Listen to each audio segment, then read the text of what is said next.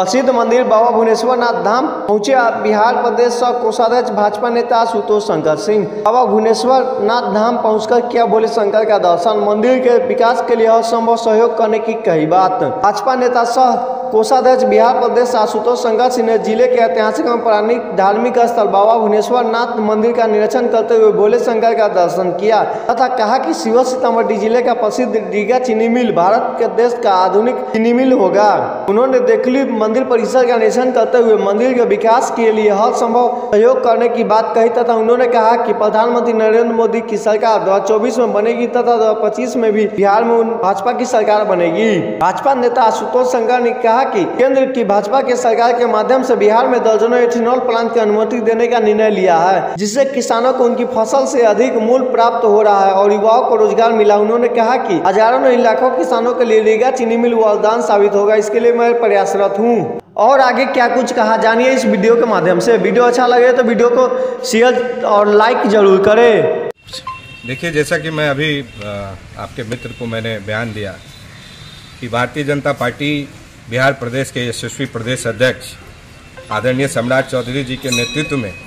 उनके टीम में मुझे सह कोषाध्यक्ष की जिम्मेदारी मिली और उस जिम्मेदारी उपरांत मैं सीतामढ़ी जिले में मेरा पहला दौरा है, जिसमें मैं विभिन्न जगहों पे संगठन को मजबूत करके विभिन्न कार्यक्रमों में अभी आदरणीय प्रधानमंत्री जी के जन्म दिवस पे सेवा पखवाड़ा चल रहा है, उसी पखवाड़े के तहत विभिन्न कार्यक्रमों में भाग ले रहा हूँ, कार्यकर्ताओं से मिल रहा हूँ। और उसी दौरान आज शिवहर की धरती पे मेरा यहाँ से जाना हो रहा था, तो मैं भगवान महादेव की पूज्यस्थली देकुली धाम में आज उनके आशीर्वाद लेने के लिए आया हूँ। और यहाँ पे मैंने आशीर्वाद मांगा है, उनसे प्रार्थना की है कि हम लोग के यशस्वी प्रधानमंत्री आदरणीय नरेंद्र मोदी जी को 2024 में 400 सीटों से मजबूती से केंद्र में सरकार बनाने का मौका मिले और 2025 में आदरणीय प्रदेश अध्यक्ष सम्राट चौधरी जी के नेतृत्व में बिहार में भी भाजपा की मजबूत सरकार बने, जिससे हम लोग बिहार को भी और भी दूसरे राज्यों के अपेक्षा हम लोग इसको भी नंबर 1 पे ले जा सके, जिससे हमारे क्षेत्र का, हमारे राज्य का और हमारे सभी क्षेत्रवासियों का विकास हो। और भाजपा के सिपाही हैं और पार्टी को मजबूत करने के लिए हम लोग विभिन्न जिलों में दौरा करते हैं। उसी सिलसिले में जो हमारे लोकसभा प्रवास योजना के तहत हम लोग के देश के कर्मठ और यशस्वी गृह मंत्री आदरणीय अमित शाह जी का झंझारपुर में दौरा था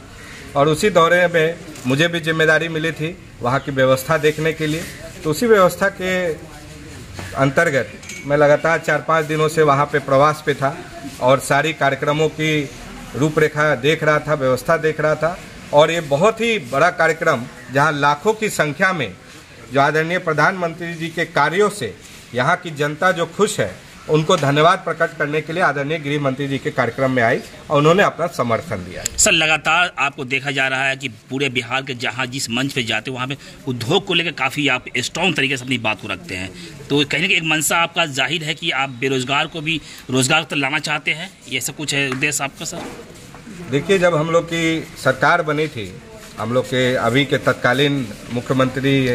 नीतीश कुमार जी के साथ गठबंधन में जब हम थे और हम लोग के उद्योग मंत्री आदरणीय शहनवाज हुसैन जी, तो उन्होंने उनके साथ मिलकर हम लोगों ने बिहार में पूरे इथेनॉल क्रांति के तहत और आदरणीय प्रधानमंत्री जी के निर्देशानुसार यहाँ पे हम लोगों ने दर्जनों इथेनॉल प्लांट यहाँ की मंजूरी मिली थी। और उसके तहत हमने विभिन्न जिलों में, जिसमें गोपालगंज हो गया, मुजफ्फरपुर हो गया, बघा ये नौगछिया हो गया, मोकामा हो गया, तो ऐसे और भी जिलों में हम लोग काफ़ी काम कर रहे थे। लेकिन आप लोग जान रहे हैं कि जो परिवेश हुआ, राजनीतिक परिवेश में हम लोग के मुख्यमंत्री चले गए उस आरजेडी के साथ, जिसके विरुद्ध ही उन्होंने अपने जदयू की पार्टी बनाई थी। लेकिन वो जज्बा और ये चीज़ हम लोग का कम नहीं हुआ है। मैं आज भी लगातार सभी जिलों में प्रवास कर रहा हूँ। अभी फिलहाल लौरिया और सुगौली के जो HPCL का प्लांट है, जहाँ पे 4 से 5 महीना ही प्लांट चलता है, उसको भी आधुनिक तरीके से हम लोग 12 महीने का प्लांट बना रहे हैं, जिसपे मेरा कार्य शुरू हो गया है। और जैसा कि आप लोग जानते होंगे कि रीगा का जो एकमात्र यहाँ पे जो चीनी मिल था इस क्षेत्र का, वो भी बंद पड़ा था। वो भी हमने अपने निवेशकों से आग्रह करके और जो गुजरात के हैं भारत एग्रो वाले, उनको ये प्लान दिलवाया है और मेरी टीम इस पर वर्किंग कर रही है। सो मुझे आशा ही नहीं, उम्मीद है कि आगे आने वाले विगत 2-3 महीनों में, 4 महीनों में हम लोग जल्द ही इस प्लांट को, रीगा चीनी मिल को फिर से स्टार्ट कर देंगे, जिससे यहाँ के जितने भी हजारों लाखों किसान परिवार और जो युवक हैं उससे जुड़ जाएंगे और इसको भी इस भारत देश का हम लोग सबसे आधुनिक चीनी मिल बनाएंगे जहां पे इथेनॉल का भी प्रोडक्शन होगा और 12 महीना ये प्लांट चलेगा। सर, भाजपा के प्रदेश कोषाध्यक्ष के पद पे आप हैं सर। आप सबसे ऐतिहासिक मंदिर सीवर जिले का देकुली धाम है जिसमें लाखों आशाएं, इससे आस्था जुड़ा हुआ है, उम्मीद जुड़ा हुआ है। इनके बारे में कुछ कहना चाहेंगे सर आप? देखिए, आज पूरे मंदिर पर से घुमाए आपने सर, मंदिर के सौंदर्यीकरण पर कुछ क्या इसमें आप देखा आपने सर, क्या कमी पाई गई? देखिए, आप लोगों को ये आपके चैनल से मैं बताना चाहता हूँ कि मेरा जो बचपन है यहीं रीगा में ही बीता है और मैं जब बचपन में था तो अपने नाना जी के तहत के साथ उन लोगों के साथ मैं यहाँ पे जब भी वार्षिक मेला लगता था और श्रावण के महीने में आया करता था, तो स्वाभाविक है जब मैं आया तो मेरी श्रद्धा है, हमारे परिवार की श्रद्धा है इस मंदिर से जुड़ी हुई है और आज मेरा यहाँ पे आना हुआ है तो मैं आज हम लोग के यहाँ के पुजारी जी उनसे मिला, उनके साथ उन्होंने सभी अच्छे से पूजा करवाई और जब भी भविष्य में मैंने उनको अभी बोला भी है कि मुझसे जो भी बन पड़ेगा मैं इस मंदिर के लिए, इस प्रांगण के लिए और इस जगह के लिए जो भी मुझसे बन पड़ेगा मैं उसको करूँगा। सर, एक मुख्यमंत्री नीतीश कुमार जी का बयान आ रहा है महिला बिल आरक्षण को लेकर। वो कह रहे हैं हम हमेशा से महिला बिल आरक्षण को मांग कर ही रहे हैं और एक और मांग कर रहे हैं कि SC/ST और अन्य अति पिछड़ा महिलाओं को विधान पार्षद में भी आरक्षण मिलना चाहिए। इसको किस प्रकार से देखते हैं? देखिए, अभी तो मुख्यमंत्री जी भी काफ़ी दिनों से जब भी कोई हम लोग की केंद्र सरकार का कार्य होता है, हम लोग विधेयक लाते हैं तो हमेशा वो बोलते हैं कि हम तो ये कहीं रहे थे, करना ही चाह रहे थे, लेकिन जब पूरे बिहार में जहाँ आपराधिक घटनाएं होती है, हत्याएं हो रही है, मर्डर हो रहा है, बलात्कार हो रहा है और उनसे पूछते हैं तो बोलते हैं हमें कुछ मालूम ही नहीं है। तो हमारा देश जब हम लोग चंद्रयान पे गए और पूरे विश्व में ये जो उपलब्धि थी उनसे जब पूछा गया तो वो तो मेमोरी लॉस सीएम है, उनको तो कुछ पता ही नहीं है कि क्या चल रहा है और इर्द गिर्द उनके जो दो चार जो उनके चमचे बेलचे हैं, मैं ऐसे ही भाषा का प्रयोग करता हूं, जो उनके चमचे बेलचे हैं उन्हीं के ऊपर आश्रित है, जो वो बताते हैं उनकी दुनिया उन्हीं में सीमित है। तो मुख्यमंत्री जी के बातों को हम लोग अब ज़्यादा सीरियस नहीं लेते हैं। आदरणीय प्रधानमंत्री जी के नेतृत्व में विधायक लाया गया है और जहां तक रही SC/ST के लिए भी तो उसके लिए भी एक कमेटी की गठन होगी और उस गठन पे सारी चर्चाओं पर विचार करके भी उस चीज़ को हम सर, आपके द्वारा लगातार सीहोर सीतामढ़ी का दौरा किया जा रहा है, लगातार जहां भी वो क्षेत्र भ्रमण कर रहे हैं, लोगों से जनसंपर्क कर रहे हैं, इससे चुनावी माहौल में क्या समझा जा सकता है? देखिए, हम लोग पूरी तरह से पार्टी के समर्पित कार्यकर्ता हैं,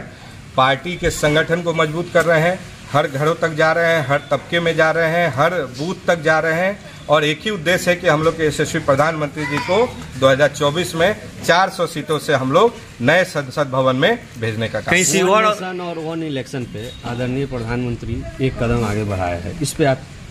क्या प्रतिक्रिया? देखिए, ये पार्टी की हमारी सोच है कि जो भी विधेयक, देखिए आजकल आप लोग जान रहे हैं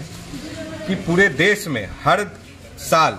हम लोग कम से कम औसतन 4, 5, 6 राज्यों के चुनाव में जाते हैं, तो हमारा कहीं ना कहीं उतना हमारे आर्थिक भी हम लोग का घाटा होता है, पूरा जो सरकारी तंत्र है वो उसमें लग जाता है, सरकारी कार्य में बाधा होता है। तो आदरणीय प्रधानमंत्री जी ने इस चीज़ का चिंतन किया, सभी लोगों के साथ विचार विमर्श किया कि क्यों ना हम इसको वन नेशन वन इलेक्शन में हम लोग जाएं और उसके ऊपर एक कमेटी बनी है हम लोग के पूर्व राष्ट्रपति आदरणीय रामनाथ कोविंद जी के नेतृत्व में, उसमें गृह मंत्री जी हैं और भी सभी वरिष्ठ लोग हैं। तो उसके ऊपर जल्द ही उस चीज़ों का जो भी कमेटी की रिपोर्ट आएगी वो पूरे देश के प्रति, देश के समक्ष साझा किया जाएगा और उसको हम लोग मजबूती से लोग हमेशा से महिलाओं का सम्मान किए। हमारी पार्टी ने इस देश में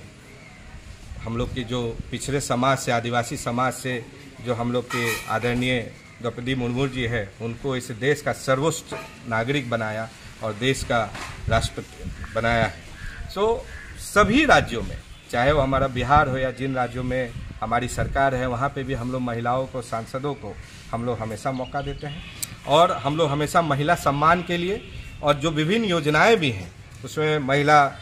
पेंशन है, वृद्धा पेंशन है, महिलाओं को पेंशन है, तो हम लोग विभिन्न तरीके से, देखिए हमने महिलाओं के लिए शौचालय लाया,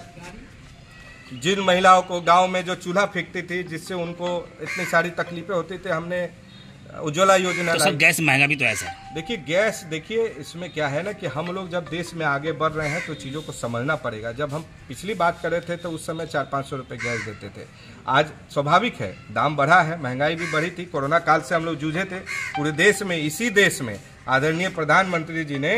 गरीब के हर बच्चे को, हर घर में सबको मुफ्त में टीकाकरण दिया, सभी को मुफ्त अनाज दिया कि हमारा कोई भी परिवार का एक भी बच्चा, एक भी परिवार भूखे ना सोए। तो उसी तरीके से और अभी समय के अनुसार फिर से इस चीज़ पे चिंता हुई, हम लोगों ने दाम कम किया है और आगे भी आने वाले समय में हम लोग इस पे फिर से गहराई से चिंता कर रहे हैं और इसको हम लोग। एक सवाल, इथेनॉल का उत्पादन अगर भारत में बढ़ता है तो इससे पेट्रोल में क्या देखने को मिलेगा? देखिए, आप लोग के जानकारी के लिए मैं बता दूं, ये आदरणीय प्रधानमंत्री जी की सोच है। जब यूपीए की सरकार थी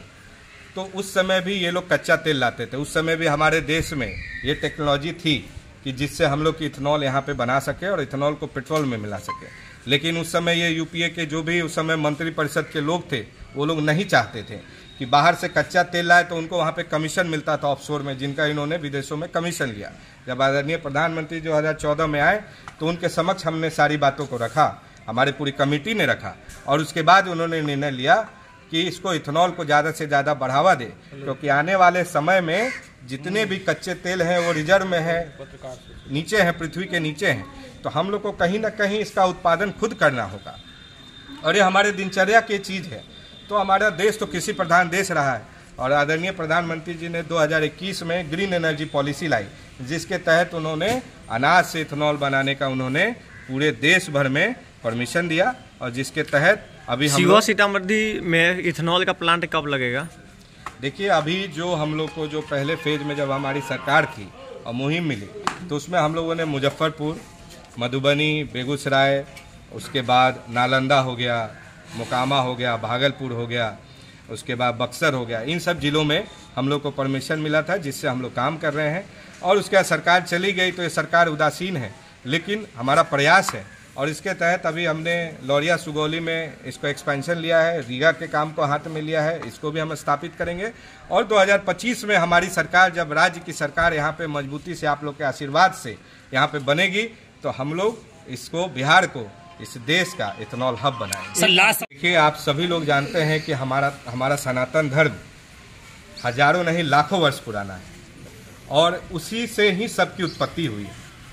और जैसा कि भारतवर्ष इकलौता ऐसा देश है जहाँ पे हम लोग 100 करोड़ के ऊपर सनातनी हैं और हम लोग सभी धर्मों का सम्मान करते हैं। और जो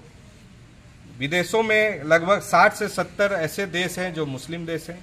40, 50, 60 देश ऐसे हैं जो ईसा धर्म को मानने वाले हैं। वो लोग कहीं ना कहीं हम लोग को, भारत देश में हम सनातनियों को दबाने का कोशिश कर रहे हैं और उसी कोशिश का ये प्रयास है। ये तो घमंडिया गठबंधन के लोगों को सोचना है, आप लोगों को सोचना है कि ऐसे लोग, जब सनातन पे उन्होंने बोला कि ये डेंगू मलेरिया ऐसे है, हमारे सनातन पे जब उन्होंने आक्रमण किया, तो मैं तो आप लोगों से कहना चाहता हूं कि ऐसे अधर्मी लोग, कुकर्मी लोग जब आप लोग के दरवाजे पे आए तो हम लोगों की गौ माता, जिनको हम लोग पूजते हैं, नंदी माता, जिनके पवित्र गोबर से उन लोगों का आप लोग शुद्धिकरण करें कि उनको समझ आए, बूझ आए। और वो लोग सिर्फ वोट बैंक की राजनीति करते हैं। तो भाजपा का एक एक सिपाही जब तक जिंदा है इस सनातन धर्म पे आंच नहीं आने देगा और आदरणीय प्रधानमंत्री जी के नेतृत्व में हम सभी सनातनी, हम लोग इस देश को विश्व गुरु बनाएंगे।